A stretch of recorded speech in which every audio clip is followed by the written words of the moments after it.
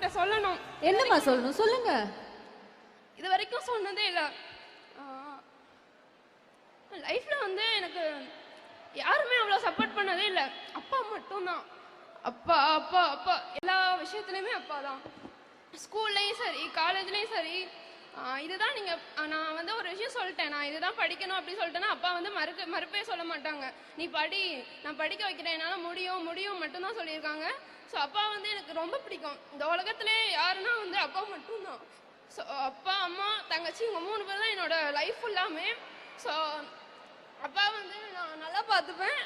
ஒரு பையனா ஒரு பொண்ணா எல்லாமே இருந்து அப்பா வந்து அப்பா வந்து அம்மா அம்மான்னு தான் சொல்லுவாங்க என்னைய தங்கச்சியும். ஸோ வந்து இன்னொரு அம்மாவா எங்கள் அப்பா வந்து நான் ரொம்ப நல்லாவே பார்த்துப்பேன். ஸோ அப்பா வந்து எதுக்குமே கவலைப்படக்கூடாது. ஸோ அப்பா என்னோட மாதம் சம்பளம்.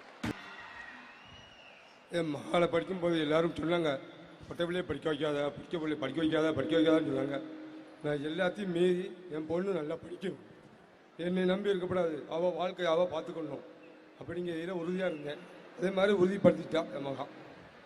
பெருமையாக இருக்குது. நன்றி நன்றி, தேங்க்யூ.